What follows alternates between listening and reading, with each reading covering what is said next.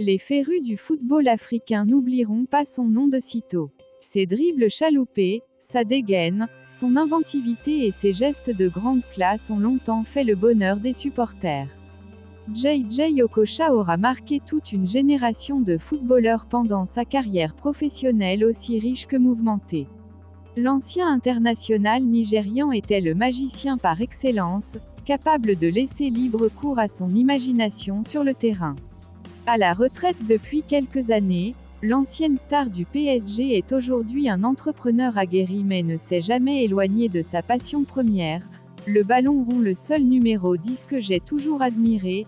Ces mots de Ronaldinho envers son ancien coéquipier prouvent si besoin en était de la trempe de l'ex-international nigérian Augustine Azuka Okocha de son vrai nom. Des débuts en Allemagne à la conquête du Parc des Princes. Le natif de Enugu en Turquie a fait ses premières gammes au VfB Borussia Neunkirchen, club pensionnaire de 3e division allemande, avant de vite taper dans l'œil des clubs de l'élite. Très vite, l'Eintracht Francfort se manifeste et le Nigérian découvre la Bundesliga en 1991. Ses performances sur les pelouses ne tarderont pas à faire parler et il devient rapidement un joueur adulé. Cependant, c'est véritablement son transfert PSG qui lui sert de tremplin dans sa carrière. JJ découvre le Parc des Princes en 1998 et coup d'éclat sur coup d'éclat, il ne tarde pas à se faire une place de choix chez les Franciliens. Ses fameuses frappes, sa capacité à éliminer les adversaires et ses dribbles dont lui seul a le secret font de lui une idole dans l'Hexagone. En 2002, il clôt la page PSG très aboutie avec qui il a été vice-champion de France avant de laisser son numéro 10 à Ronaldinho. La suite appartient à l'histoire. S'ensuivent des piges un peu partout: Bolton, Qatar, Hull City, sans plus de succès.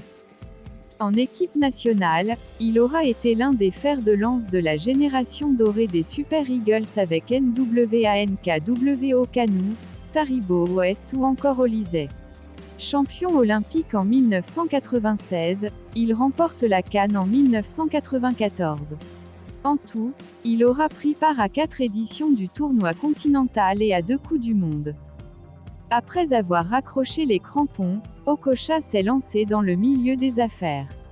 L'ancien meneur de jeu est aujourd'hui un entrepreneur aguerri à la tête de plusieurs compagnies dans son pays. Contrairement à beaucoup de footballeurs qui n'ont pas su gérer leur mirobolant revenu footballistique, le champion d'Afrique 1994 est une exception. Il a prêté son image à plusieurs marques dont Xiaomi, Bajaj Auto Compagnie Automobile, ou encore Betkin qui continue de le rémunérer gracieusement. D'après certaines sources, sa fortune serait même estimée à 15 millions de dollars. Ce qui fait de lui l'un des anciens footballeurs les plus fortunés d'Afrique.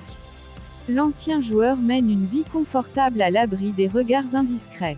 L'ancien numéro 10 fait également beaucoup dans l'humanitaire avec une structure qui a pour but de sensibiliser dans les domaines de l'éducation, de la santé entre autres.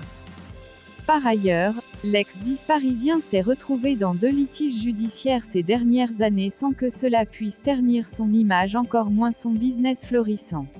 Bref, une reconversion particulièrement réussie là où plusieurs de ses semblables ont échoué.